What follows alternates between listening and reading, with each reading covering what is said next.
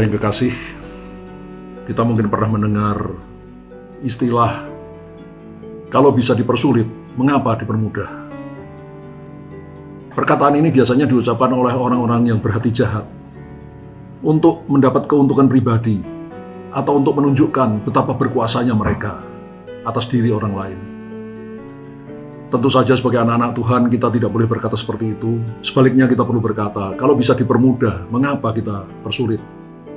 Kita harus selalu berusaha menolong orang yang perlu mendapatkan pertolongan dari kita.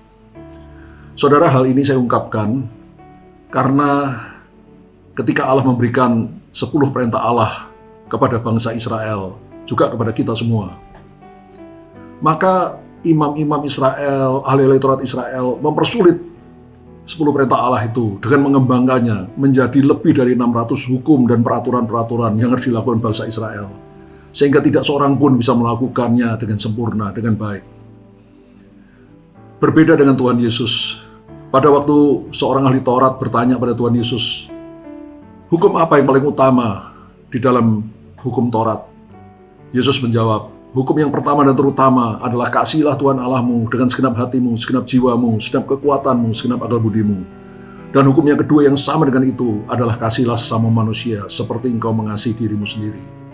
Pada kedua hukum inilah tergantung seluruh hukum Taurat dan kitab para nabi. Jadi Tuhan Yesus mau mengatakan bahwa seluruh 10 perintah Allah itu bisa diringkas menjadi satu hukum, yaitu hukum kasih. Kasih kepada Allah lebih dari apapun juga, dan kasih kepada sesama seperti kita mengasihi diri kita sendiri. 10 perintah Allah, jangan ada padamu Allah lain, jangan menyebut nama Tuhan dengan tidak hormat, hormatilah hari Sabat, dan seterusnya. Itu bisa diringkas menjadi hukum kasih kepada Allah lebih dari apapun juga.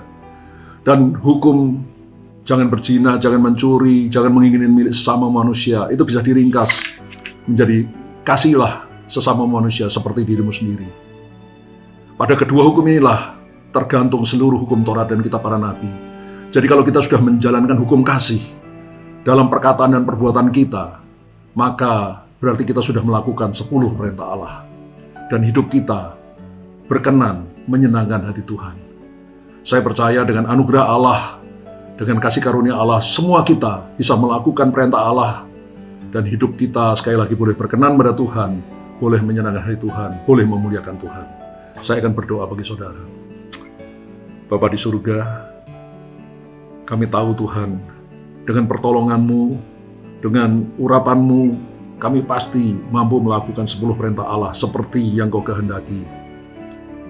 Ketika kami mengasihi Engkau lebih dari apapun juga, dan mengasihi sesama kami manusia seperti kami mengasihi diri kami sendiri, maka berarti kami sudah menggenapi seluruh hukum Taurat. Tuhan, tolong kami, mampukan kami, urapi kami, berikan kami kekuatan, berikan kami kemampuan untuk melakukan perintah-perintah-Mu, supaya hidup kami boleh menyenangkan hati-Mu, boleh berkenan kepada-Mu. Di dalam nama Tuhan Yesus kami sudah berdoa dan mengucap syukur. Haleluya. Amin.